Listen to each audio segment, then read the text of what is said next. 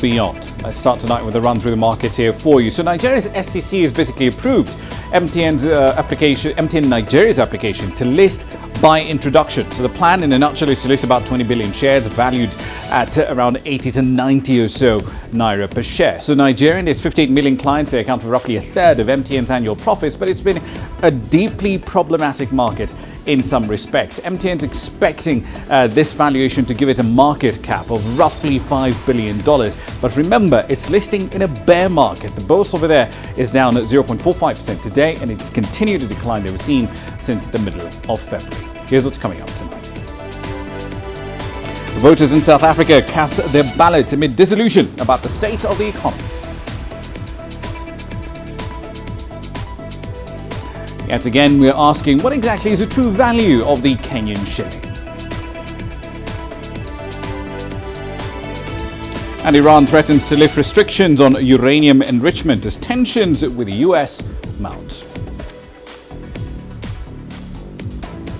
All that and more is in the pipeline for you tonight. But let's start in South Africa, where millions went to the polls today to cast their ballots in the 2019 general election. Thousands of polling stations across the country opened early on Wednesday, marking the start of the country's 6th democratic elections. Here's CGTN's Ulysses Jamela starting us off tonight. Queues started winding from early this morning. South Africans lined up to vote in parliamentary and provincial elections. According to the Independent Electoral Commission, or IEC, over 26 million people registered to vote in this election. The number one citizen, South Africa's President Cyril Ramaphosa, cast his vote near his home in Soweto.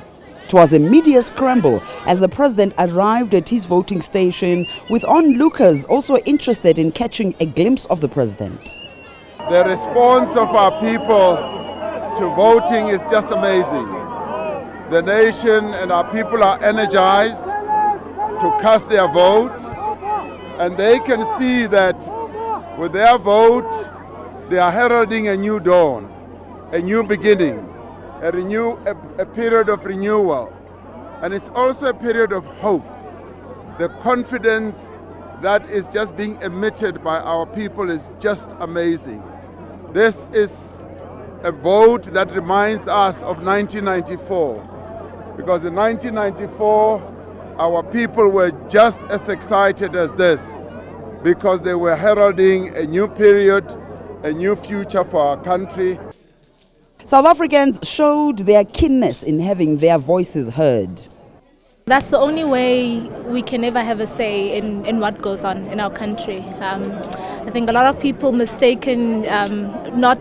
actually don't take voting important, because they obviously think we've been in democracy for 25 years and nothing has changed, but I think the only way the president will ever hear you and its cabinet is through your ballot. We want a government that will do what we want, because if we don't vote, people are going to do whatever that we want. We'll just be striking, whereas today we had a choice. We have hope that there is a change that's going to come, and the political parties, maybe they've listened to the people, and the people are crying for jobs.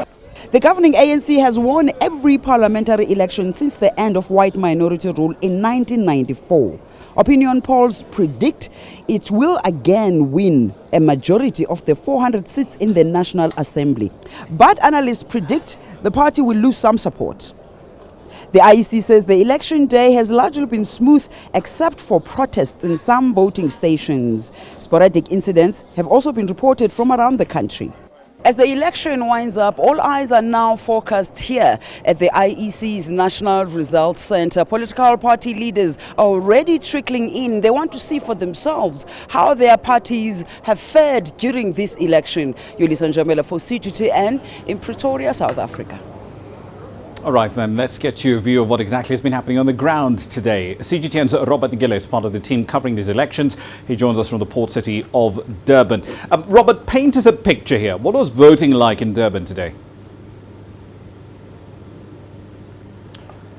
Well, Ramah, from the polling stations that we visited, it was very, very smooth. And I suspect tonight electoral officials are going to be quietly patting themselves on the back for a job well done. However, this is just the first process, the most contentious bit of any election as those we've covered across the entire continent, is always the counting of the votes. So that's the second phase. But in terms of the voting exercise itself, it all went very smoothly in most places across the entire country. As my colleague Yolisa has said, there were some sporadic disruptions in certain parts of KwaZulu-Natal as well, but those were quickly put out by the security forces here. Now, polling stations opened their doors to voters at 7 o'clock this morning. That process set to conclude at 9 o'clock this evening in about an hour's time. You can probably see behind me, people are still trickling in to exercise their democratic rights. Now, as soon as that process is concluded, the counting of the votes will then commence. Once that is complete, the results from that count will then be transmitted to a satellite center in Durban, a process that is replicated across the entire country in different processes. Once the verification exercise of those results has been carried out, they will then be transmitted to the tallying center in Johannesburg. Now, we're expecting, as by what the Electoral Commission had told us earlier this week, provisional results from the parliamentary races to be announced as soon as Saturday.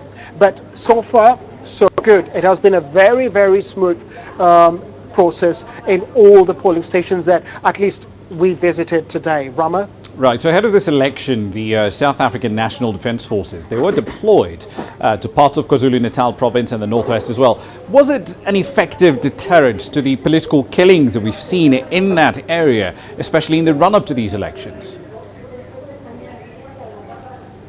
Well, that could be one of them, but in the run-up to this particular poll, the Chief Minister of Police here in South Africa met with other police chiefs around the various regions to come up with a roadmap on how to cover this particular elections. As you can imagine, we're talking about more than 24,000 polling stations scattered across the entire country. Each of those polling stations has to have a police presence in them. Apart from that, you also have police officers who were patrolling the entire country just to give the public that assurance that, look, you can go about your business, go exercise your democratic right, everything is under control, your safety is guaranteed. Now, the military had been put on standby in KwaZulu-Natal and other places, the Northwest Province as well, just in case they were needed as backup to the police. But it's a police-led operation throughout the country, and so far authorities are saying that it has been successful. Now, we know that there have been some arrests in the last couple of days. There were some disruptions, particularly in this particular province, KwaZulu-Natal. Now, what happened was you've got some disgruntled workers who work for the local authority who were on strike over welfare issues that had not been sorted out by the time we were going to the polls. Now, they had threatened to disrupt the process because their demands had not been met. However, it's by and large, it's gone on very, very peaceful. We have had some disruptions, but those have been quite far from our current position. As soon as we get more details, we will be bringing them to our viewers. But so far, in terms of from the Electoral Commission's perspective, from the police perspective as well, this has been a huge, huge success. You're talking about over 26 million registered voters, and as I said, about 24,000 or so polling stations all being covered and protected and by the police. So it has been more or less a success, you could say, but we will wait for a final word from them after this process is over. Ramah? Right, so one last question for you, Robert. The ANC, particularly under Jacob Zuma, it's left a legacy of widespread corruption, as we're now seeing from the Zondo Commission, patronage politics, poor service delivery, as we've just alluded to. But are voters angry enough at that record, that track record, and the opportunities that it's cost them to kick the ANC out of power, at the very least, cut their parliamentary majority? I mean, that's a brilliant question, Ramah. You could say that voters are angry. You've got figures we're getting from the Electoral Commission was that about 6 million youth, those between the ages of 18 to 25, who were eligible for this particular poll, did not register to take part in this election for one reason or another. But a lot of them talking about unemployment, talking about corruption, the inequalities in this country. That was one of the reasons. Corruption is one of the issues that we had a lot about on the campaign trail. A lot of people complaining, and we also had from President Cyril Ramaphosa last weekend during his final rally in Johannesburg, where he did admit that the ANC had made a lot of mistakes in the recent past, but also stressing that the ANC was the right party to deal with those mistakes because they know exactly what the problems were. Now, you also have the land issue, which is a very emotive issue in this country. The inequalities I was talking about, the gap between the rich and poor, unemployment, another huge issue. 27% of this population is unemployed. So these are the things that the incoming government will have to deal with straight away. Otherwise, we're going to go back to seeing a lot of discontent on the streets once again. Now, in terms of the numbers, in a lot of polls in the lead up, a lot of pollsters in the lead up to this election had predicted that the ANC will get about 50% of that vote. Now, in 2014, they had about 62%. So you could say, yes, there's been a drop, but the variation then comes about in the number of people who are actually going to vote. And we won't know that until we get the final numbers from the Electoral Commission. Ramah? Indeed, should be an interesting race to watch, especially with regard to the ANC's performance. Robert Nagila in Durban. Thank you. Now let's move on to Zimbabwe. The central bank over there expects the official exchange rate of its new currency to converge with that on the parallel market within at least 3 months. That could help increase the flow of dollars into the banking sector. Back in February, Zimbabwe ditched its much discredited one-to-one official peg to the US dollar and merged bond notes and electronic dollars into a transitional currency that they call the RTGS dollar. Now the value of that currency was about 3.3 to the greenback and 5 to the greenback on the parallel markets. The mismatch, however, has seen companies and individuals holding dollars selling their money on the parallel market for a much higher premium. Bankers and economists are accusing the central bank of manipulating the official exchange rate, and those are charges that the central bank governor, John Mungutia, has denied. On to Nigeria now. A federal high court over there has dismissed a preliminary objection that had been filed by the country's attorney general seeking to strike out a suit instituted by MTN's subsidiary in the country. MTN had filed that lawsuit after the Attorney General's office demanded $670 million and $1.3 billion from the company as import duties and withholding tax assessments, respectively, due to the Nigerian government over the last 10 years. But the telecoms company approached the court, challenging the authority of the Attorney General to deal with issues around tax and customs duties. Here's CGTN's Deji Badmus with more on what transpired in court. The Attorney General had asked the court to dismiss MTN's lawsuit because, according to him, the suit was statute barred, meaning it was filed 3 months after MTN received the initial request for a self-assessment. But ruling on the matter, the judge held that MTN actually met the 3-month deadline. He thereafter dismissed the Attorney General's preliminary objection seeking to challenge the suit. The case has now been adjourned to June the 26, 2019 for further hearing. Now, apart from challenging the powers of the Office of the Attorney General to levy and collect customs duties, value-added tax and withholding tax, MTN is claiming a total sum of $8.3 million in damages against the Attorney General. The mobile telecoms firm has also said even if the court eventually ruled that it is legal for the Attorney General to assess taxes and customs duties, the assessment that has been made is not legitimate, insisting that the firm has always complied with Nigeria's tax laws. Deji Badmus, CGTN, Lagos, Nigeria. Quick run through some company headlines for you. Let's start in aviation. Kenya Airways will be exempted from paying taxes if members of parliament adopt a report by the Transport and Housing Committee.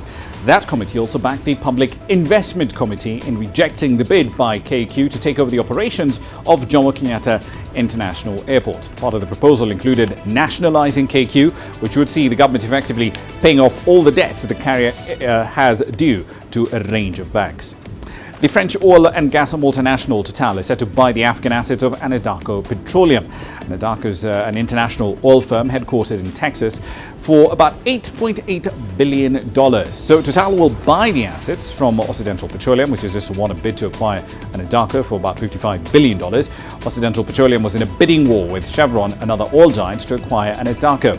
Each firm offered more than $30 billion in order to acquire the multinational. Elsewhere, Tanzania's Fair Competition Commission has confirmed Leonard Chacha Kitoka, a local investor, intends to acquire Resolution Insurance shares. The Tanzanian firm is a subsidiary of Kenya's Resolution Insurance. Kitoka already has stakes in several firms, including some listed at the Dar Stock Exchange. The competition regulator further said it is investigating the deal, whose value is yet to be revealed. And finally, Google is coming for a much larger share of the smartphone market. The company's affordable versions of the Pixel smartphone are now available to buy at half the price of last year's model. So the new Pixel 3A is priced at about $400 compared to $799 for last year's Pixel 3. The cheaper version will have one front camera instead of two and no wireless charging option. It also has strengthened privacy and security services. That's a run through your company headlines.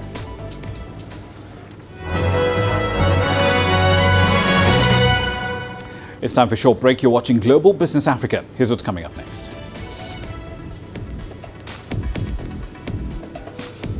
Yet again, Kenya's central bank is in the spotlight over claims of currency over-valuation. And we'll explore the link between Egypt's trade and investments flow and the Belt and Road Initiative when we come back. The world economy as we know it is about to change. Global business reports highlight emerging markets, developing countries, and dynamic sectors worldwide. We feature top analysts and newsmakers to provide perspectives on every facet of business. From an on-the-ground perspective, we provide you with balanced and objective assessments. Fast, sharp, and insightful. Global Business. Only on CGTN. Every story starts out like this. Okay. We'll head up now. But beyond the rush of the numbers, there's always a more fundamental question.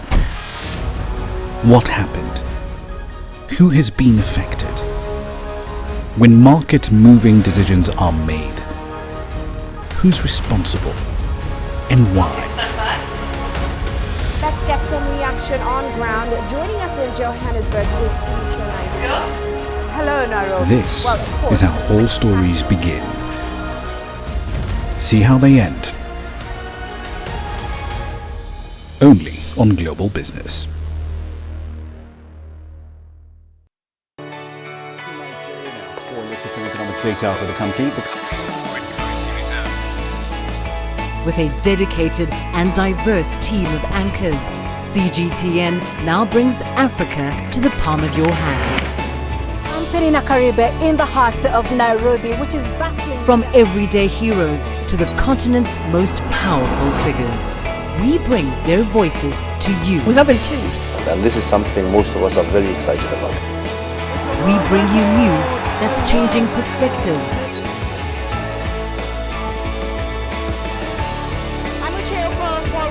From Nairobi's city center. News that brings Africa to the world.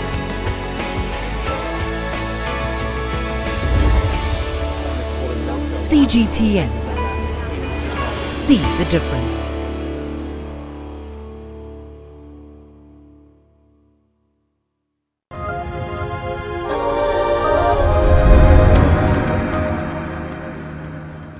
Welcome back to the program. Kenya's central bank is being accused of managing the shilling's exchange rate and leaving it in a position where it's overvalued by up to 30%. Moreover, that's expected to run the risk of making the country's exports a lot more expensive. According to Amana Capital's report, Kenya's economic puzzle, the consumer price index essentially points to a 50% fall in purchasing power as far as the Kenya shilling is concerned. That report studies a range of factors, including the country's debt levels, its balance of trade, employment, fiscal policy, currencies and interest rates as well. In 2009, the Kenyan shilling was trading at about 72 to the dollar. Now, though, it's closer to 101, effectively representing a 20%-ish devaluation. Last year, the International Monetary Fund argued that the shilling may be overvalued by up to 17.5% in its assessment of the Kenyan economy. All right, then, so let's dig into that report. Reginald Kadutu is the Chief Investment Officer at Amana Capital. Author of this particular report is with me in studio right now. Thank you for your time. Thank you. Okay, so the relative value of the shilling. This has been a very hotly debated topic in investment circles and banking circles for quite a while. Why did you decide to dive into it? We believe that we need to remove the uncertainty on the shilling. What is its true value? And in the mix of everything, if you look at other elements of the economy, we believe the shilling is where the spark that will take the Kenyan economy into a recession will come from. So we decided to do a bit of analysis on it, and it seemed to be going well for a while, where the economic indicators and matrices that go into valuing a currency and the movement of the shilling were all in tandem. Then all of a sudden the shilling stagnates at 100, yet those matrices continue to point southwards. Yeah, because it hit 100, 106 around 2015, and then thereafter it's been essentially around 100 has not moved, but CPI has been moving, balance of trade has been widening, current account has also been widening, and money supply has been growing. So after doing analysis, we realized there's actually a bit of overvaluation on the Kenya shilling itself, and the central bank has not been able to give an explanation to the market how or what is supporting the shilling at 100. Right, we've tried, and I'm speaking at the CGTN desk here, we've tried to get analysts to talk about the Kenyan shilling. It's been extraordinarily difficult. It almost seems like this sort of industry gag order that's in place about talking about the shilling. But in your case, you're talking about it. Has the central bank responded? Nope. Well, if they respond, that would be good. We're actually waiting to hear what their response is. Because the figures that we've used in the analysis are figures from their own research department, from Central Bank and Kenya National Bureau of Statistics. Yes. Right. So the IMF made roughly the same argument last year in October, and it, of course, triggered this furious response from the central bank. They said no, they disagree with that analysis. So the IMF, using their methodology, arrived at the conclusion that the shilling is about 17.5% overvalued. So walk us through a comparative analysis here, their analysis versus yours. Okay. So what we have done, basically a currency's value is a direct factor of demand and supply of that currency. So we looked at the factors that affect demand and supply. So we looked at the CPI, the inflation, and basically using a purchasing power parity. So if you look at CPI in 2009, even if you use January or even use May, and CPI now, it was around 90 in the 90s, and in January it was 97. In May 2009 it was around 101. Now it's at 200. So what 100 shillings could buy in 2009 May, you need 198 shillings to buy the same basket of goods today. That means the currency has actually lost 98% of its purchasing power. To put it in other simpler terms, what 100 shillings was valued at in terms of what it could buy in May 2009 is only worth 2 shillings today, because you need another extra 98 shillings on top to buy the same basket of goods. So if you look at the devaluation of the purchasing power of the currency in the local market, then you look at the exchange rate. You find the exchange rate is only, it was moved from 72 to 80 is 100, which is close to 20 something, 28, 26% devaluation, compared to more than 50% loss of purchasing power. And at that point in time, money supply has just been going through the roof as well. Yes. So if you now look at money supply has grown by more than 220% between 2013 and now. Ideally, when money supply is going, that means there's more supply of the Kenya shilling, meaning that there's less demand for it. So if there's more supply of a currency, again, also the value of the currency is also supposed to come down. Right. So one other thing that I think I found particularly interesting was how you referred to diaspora remittances, because the argument you often get from the central bank is that if you look at sources of support for the currency, they always flag diaspora remittances as one of the reasons why the currency is where it's at the moment. But you essentially said that those figures are questionable. Why? Yeah, we'll question. If you notice, most of the figures of the government that have gone up, even when they're reporting GDP, they are figures which you call grey figures. They are not easily verifiable. When they talk about employment, we've created 800,000 jobs, 700,000 of those jobs have been created in the informal sector because we cannot verify the jobs that have been created in the informal sector. When they say inflows into the country, it's very easy to say diaspora remittances have gone up because none of us have the mechanisms to actually check whether that has gone up.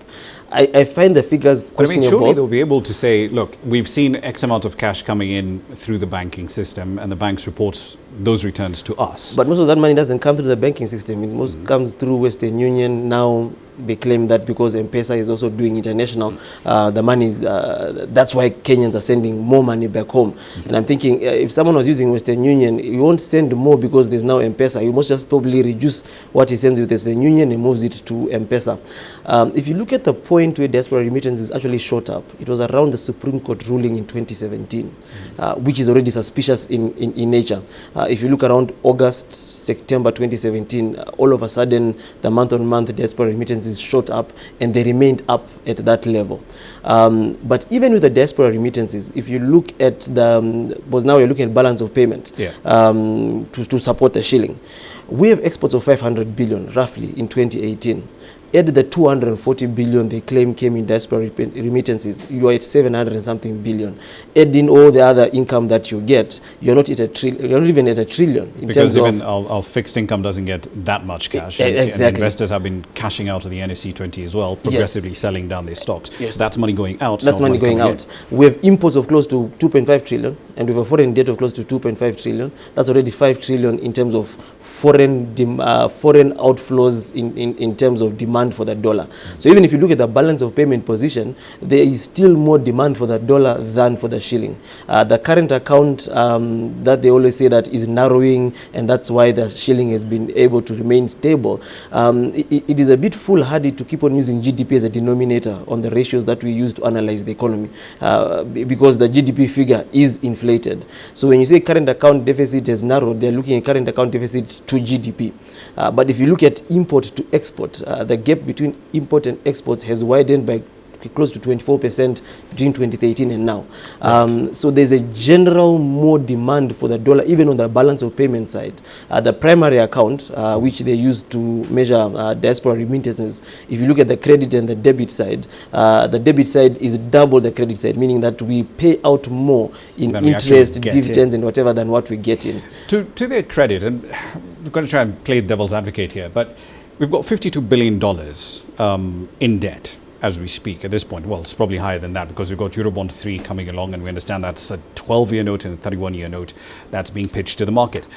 All else being equal, considering the fact that debt service now sucks up something in the order of about 20% or more of revenue, to the extent that the Kenyan Central Bank might be, they've denied, to the extent that the Kenyan Central Bank might be managing the Kenyan exchange rate to the dollar, isn't it a pragmatic move?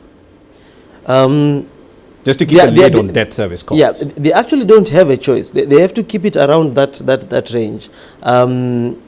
If you look actually at debt service to export revenue, for every 100 shillings we earn in export, 70 shilling goes to pay debt.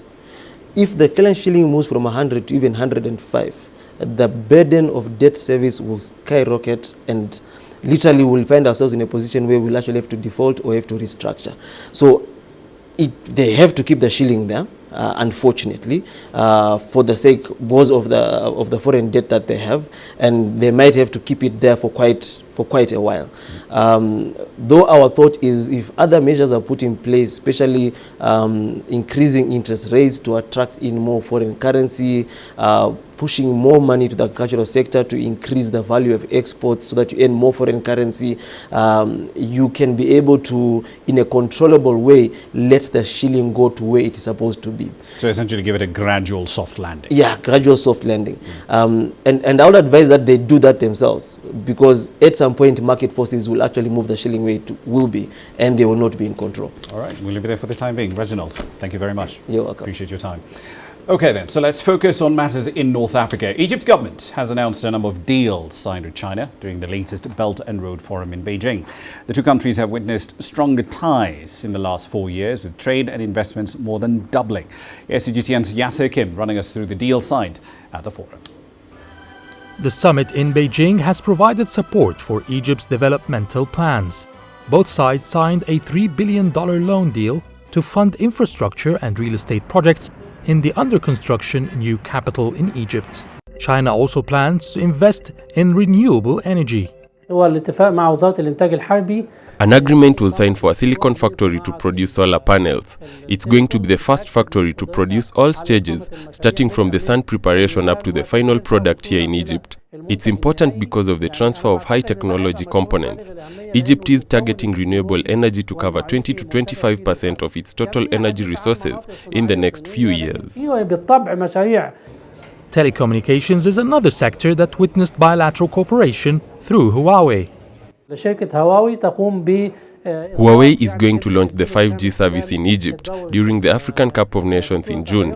The company has also been assigned with the upgraded telecom infrastructure, starting with Cairo and the new administrative capital.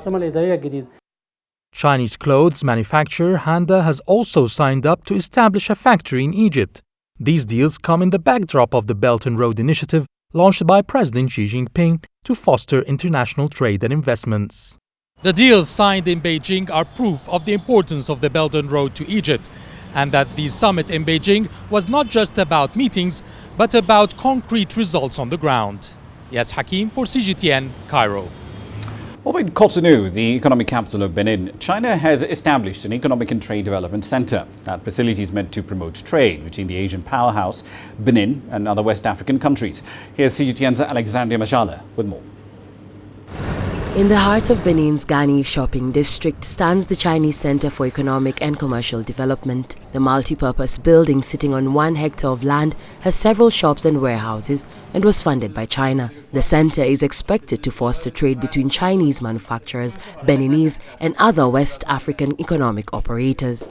The Benin Chinese Economic and Commercial Development Center has several missions: to organize international fairs and exhibitions of products that we commonly call the Chinese Product Fair in Benin, to bring investors looking for representatives with samples of their products at these fairs and exhibitions, and to promote meetings between suppliers and importers from Benin or the sub-region.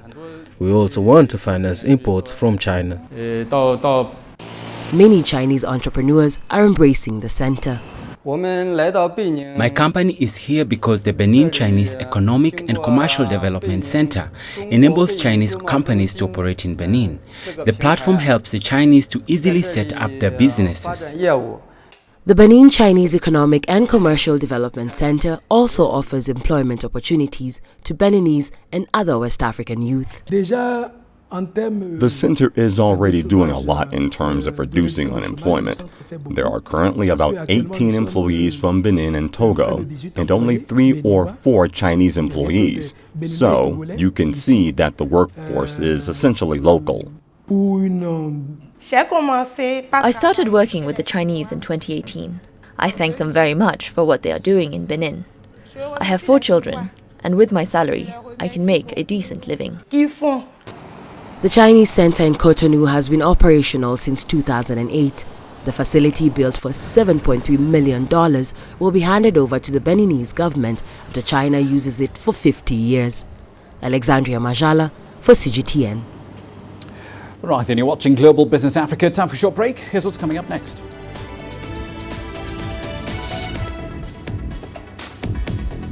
Iran threatens to lift restrictions on uranium enrichment as tensions with the US continue to rise.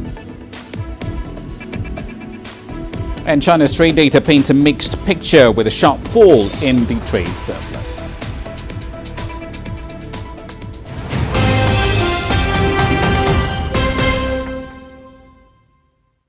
Business in Africa is at the crossroads.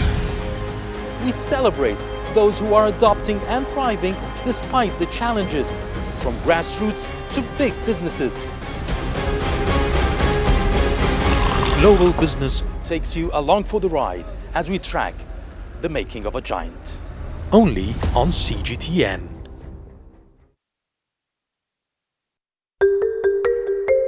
How will your world change today? What happens here? What happens there? Or what do you make happen for yourself? If it matters to you, it matters to us too. Your stories are the stories that need to be told. Africa Live. Find your voice.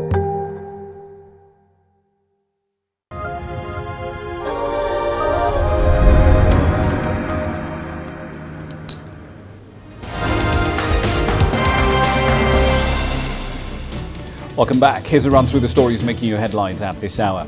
Tens of millions of South Africans went to the polls today to cast their vote. Thousands of polling stations opened across the country early on Wednesday, marking the start of the country's sixth democratic elections. Anger over corruption, the faltering economy and land reform are key concerns at play here. Young people have been speaking about the difficulties in finding jobs. The country's unemployment rate is over 27%. The battle over Tripoli has made rival Libyan governments rally their forces to the capital. That in turn, though, has left many parts of the North African nation vulnerable and undefended. In recent weeks, ISIL appears to have established a stronghold in Libya's south. It appears to even be expanding further after its leader announced ISIL's activity in Mali and Burkina Faso. In South Sudan, the opposition and government leaders are now pledging to stick by the new timelines for the formation of a unity government. This comes in the wake of the postponement of the exercise by another 6 months. The extension gives parties enough time, though, to iron out their issues, which proved to be a major hurdle in the realization of a unity government, according to an earlier deal. In the meantime, in Mozambique, the country's northern region is still dealing with the devastating aftermath of cyclones Idai and then Kenneth. According to government estimates, the storm affected over 200,000 people. Aid agencies and residents of the island are now looking for help to rebuild. That's a run through your headlines.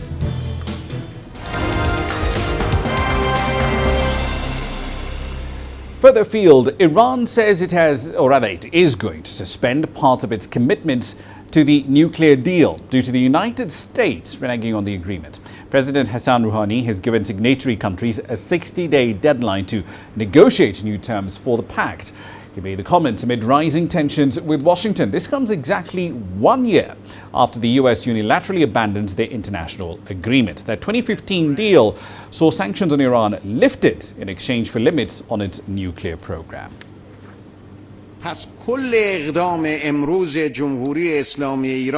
So today, Iran is taking measures to stop two things. We won't continue the sale of two things. We will stop selling enriched uranium and our heavy water from today. Of course, this decision is for 60 days. If in 60 days they come to the negotiating table and we reach a conclusion and our main interests, especially regarding oil and banking, are met, we'll go back to the previous agreement. More on this story from Charles Gibson. He's in Washington, D.C. at the moment. So, Charles, the view from the EU is that for now, nothing changes, but this could be a ticking time bomb. Is that a view shared by the authorities in Washington? Well, despite the fact that the Trump administration are saying that they are being very cautious here, that they are just waiting and watching to see what happens, their actions over the last couple of days really tell a very different story. The White House are now publicly saying that new sanctions on the Iranian economy will be coming in very soon. We don't have an exact time frame or any details about what those sanctions could actually look like.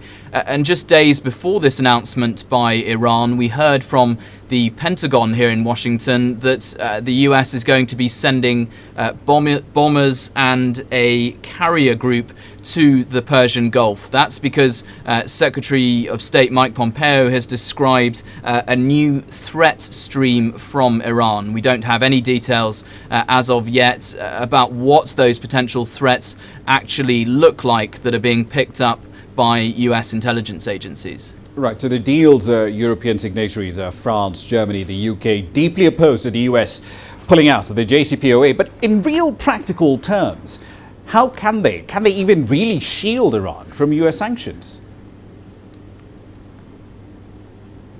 That's looking highly unlikely at this stage. Of course, earlier in the year we had the UK, France and Germany setting up this new payment system that's known as Instex. And what that covers is, they say, products that are needed by the Iranian people. That's things like food, medicine and consumer goods. Crucially, what that system doesn't cover is Iranian oil exports. And of course, as we know, Iranian oil exports make such a massive part of the Iranian economy and have been the real driving force behind the growth that we've seen in the Iranian economy in the years before Donald Trump, the US president, announced that he was pulling his country out of the 2015 nuclear deal. Indeed. One last question for you. So a couple of threats have come out of Iran in the wake of all this action from Washington. Among them, restart uranium enrichment above the 20% level, but also shut down oil traffic through the Strait of Hormuz. From Washington's perspective, are those credible threats?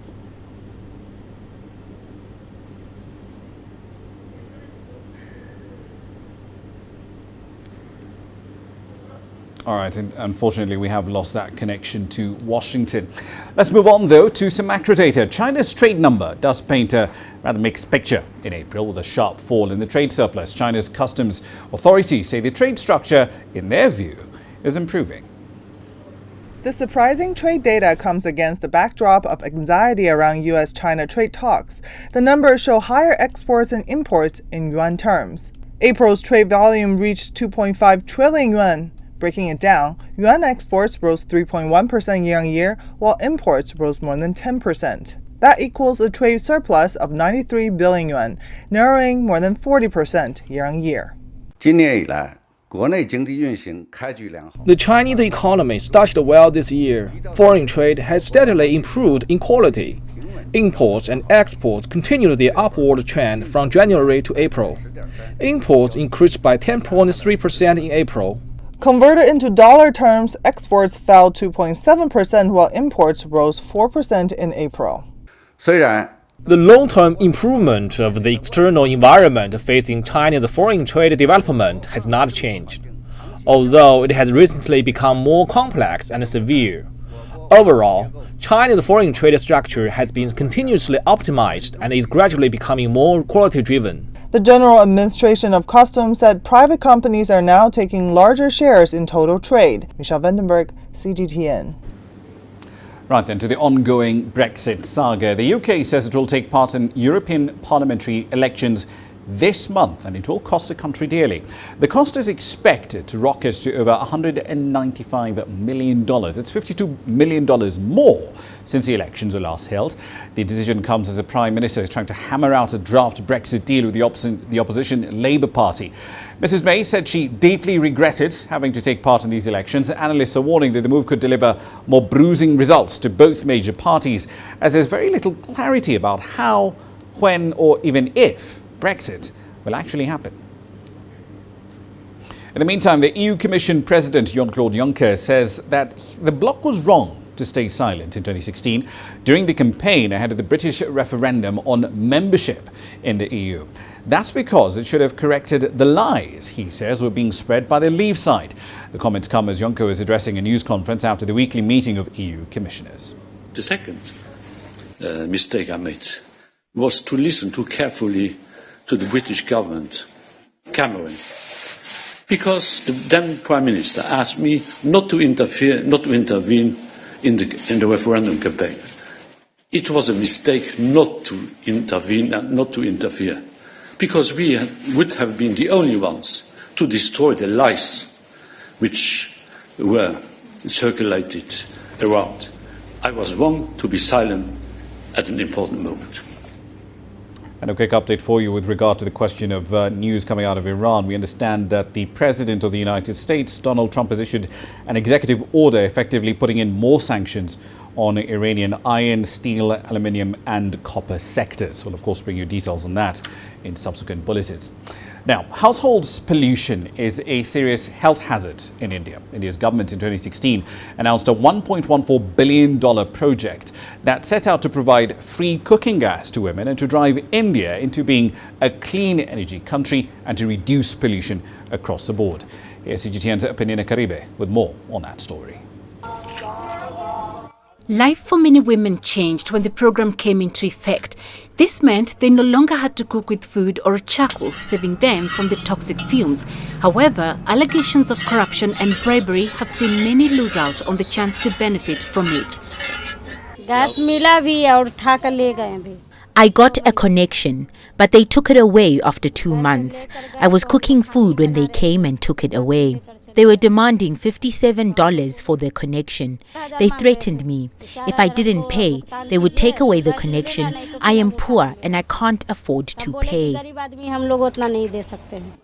Under the scheme, the government provides a subsidy of $23 to state-owned fuel retailers for every free liquefied petroleum gas connection, but only those who can afford the $43 get to enjoy the free service. I argue that it's a free government scheme and I don't have to pay for the gas connection. However, he said they have to take a lot of trouble for providing the connection, so I have to pay. It's become very easy for me. I come from the field and quickly cook for my kids. There is no smoke and hard work required, and I finish the kitchen work quite fast. Recipients are offered a loan that covers the cost of the stove, connection pipes, regulator and a gas cylinder. Critics argue this is pushing those who have received the new stoves back to traditional fuels due to the unforeseeable costs. I haven't got a connection, otherwise why would I burn my hands like this? We come back from work at midnight or at 1 and then we have to cook on wood. I don't have money. How can I arrange a bribe? Should I look after my kids or pay bribes? We are poor and live hand to mouth. Where would I get 3,000 rupees for a bribe? In India's poorest state of Bihar, 8 million people have received cooking gas connections. A study by the Research Institute for Compassionate Economics indicates 36% of households in 4 of India's largest states still use traditional fuel. Our state is poor. Our consumers in rural areas do not have $11 or $12 to pay for refill. Whenever there is an increase in gas rates, sales in rural areas dip. It's true. Many families didn't get a connection, and also some agencies were asking for bribes. The government has taken action against any illegality. In 2018, the World Health Organization praised the scheme, saying in 2 years it had helped 37 million women to move to clean energy. But the pressure of fluctuating gas prices could force many poor Indians back towards using wood, coal or cow dung instead. Penina Karibe, CGTN. Your home could soon be coming to life. That at least is a hope of one startup that's looking to bring houses into the 21st century. CGTN's Mark New takes a look at the company based in Portland and brings us this report on what's hot tonight. For Yao Tran, having your hands free makes life more productive and relaxing. Echo, turn off kitchen lights and turn on living room lights. Echo, play music. The new apartment Yao's renting comes with motion sensors, a smart thermostat, smart lighting, and a smart speaker. The more they get in on the ground floor of all the new developments, and it becomes a mainstay, then it would become expected. Smart tech comes in every unit of this apartment building, one of hundreds of complexes outfitted by the Portland startup IOTIS.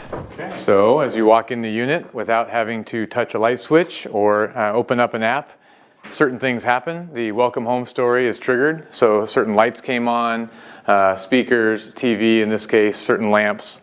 So the benefit there, of course, is that just walking in, your home, your dwelling, basically is excited to welcome you home.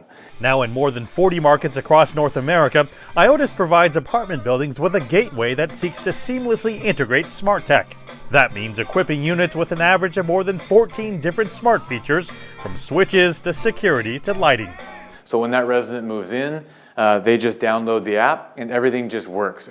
When they leave that building and they're no longer a resident, everything goes back into default mode and there's no control of those former devices. With the IOTIS app, you can customize your own personal favorite settings in something called Stories. To activate mine, all I have to do is say, Alexa, turn on movies. Now I'm ready to watch my movie.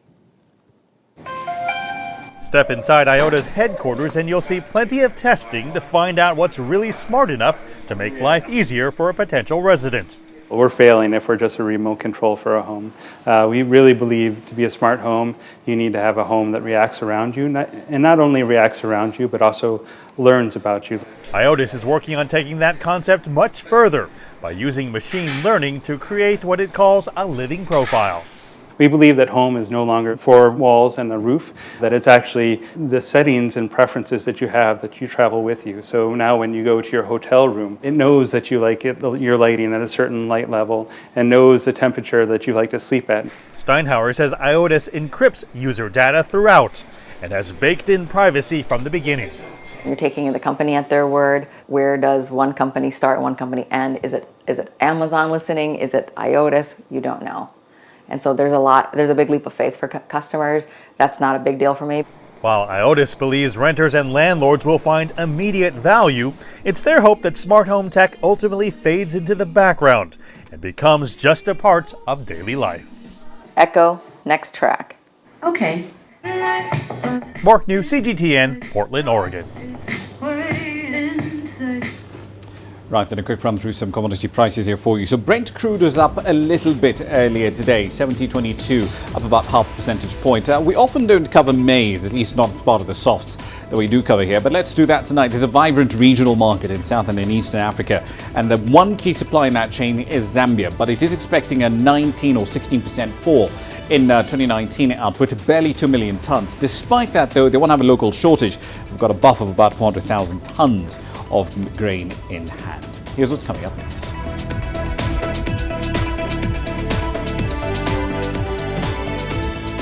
We'll explore how a company in Ghana is changing the male grooming business with a unique mobile service. You don't find the stories of North Africa by sitting on the sidelines.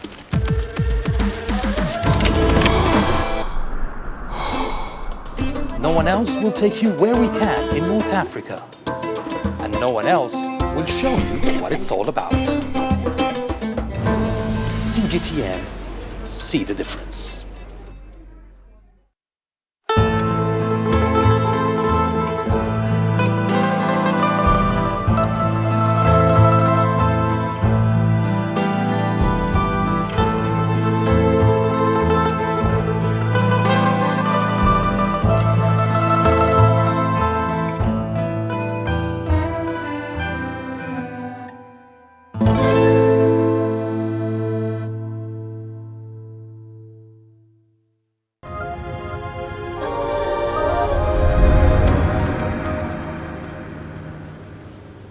Welcome back. A company in Ghana is disrupting the hair grooming market for men in Accra by shaving off precious minutes for busy clients by instead going to where those clients are. Alexandria Majala has the details on Grassroots tonight. In Ghana's capital, Accra, Emmanuel Kojo Ankoma and his team have just arrived at a client's home where they are setting up a mobile barbershop. Ankoma is an entrepreneur who runs Shave Masters, a company that offers male grooming services in the city. Their strategic advantage is taking their services to their clients' doorsteps after appointments are booked. 2 years ago, I found myself in a barbering shop, waiting in a very long queue for my time. Then I wondered to myself, what if somebody came up with an idea where instead of going to the barbering shop, rather, the barbering shop comes to you in any location. I discussed the idea with my wife, and bingo, she bought into it, and we decided to give it a try. Ankoma started his outfit 2 years ago, and his services are not limited to home visits alone. Some of his clients call him to their offices. Shave Masters offers more than just routine hair trimming, it's also attracting young men wanting to sport the latest hairstyles. A basic cut goes for about $6 but can cost more if the client lives relatively far from the city center. I chose Shave Masters because time is of the essence. I'm a very busy person with a very tight work schedule.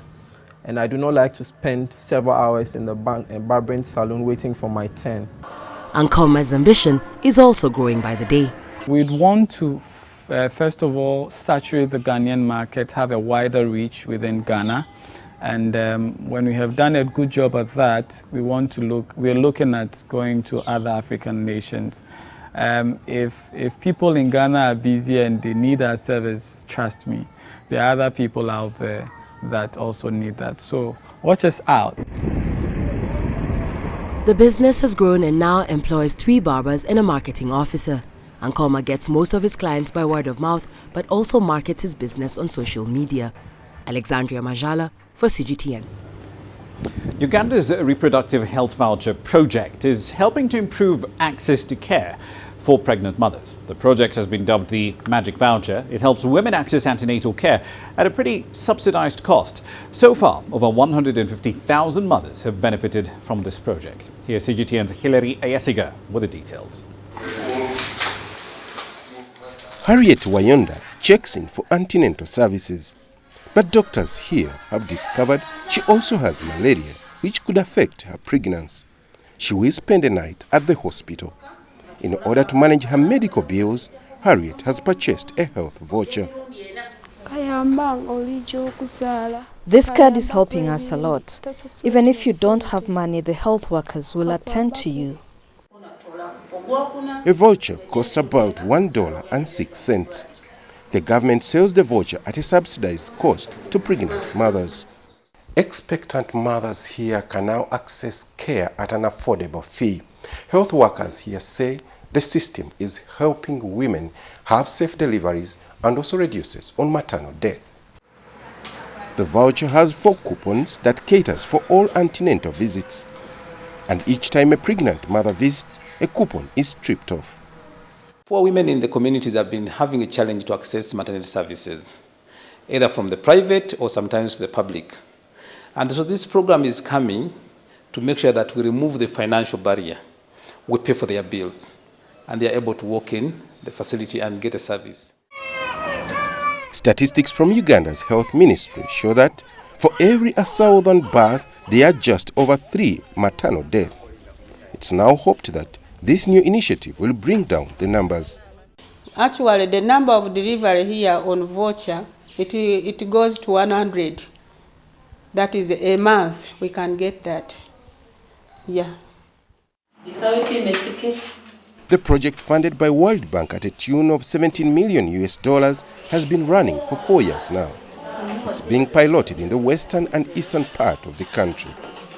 Health officials now plan to roll out the program countrywide with hope that the lives of more pregnant mothers like Harriet could be saved.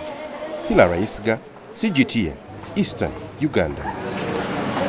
Right, then a quick run through the currencies here for you. So we're going to be keeping an eye on South African assets in order to gauge the market's reaction to the elections before and after when the results start rolling in. Expect the results to come up by Saturday. The rand, however, did strengthen today a bit, up about 0.3% by 16:21 GMT. Kenyan shilling falling yet again against a greenback. And of course, remittances, we covered this a little earlier in the bulletin, they were up 11% to about $221 million in March, according to central bank data. But that data, as you heard earlier, is being called into question. That's it for tonight's edition of Global Business Africa. As always, we'd like to hear your thoughts on the content you've seen on this program in the last hour or so. Several ways of getting your thoughts back to us, all of them on your screens right now. I'm Ramah Nyang in the Kenyan capital, Nairobi. Thank you for your company in the last hour. The World Today is up next from Washington, D.C.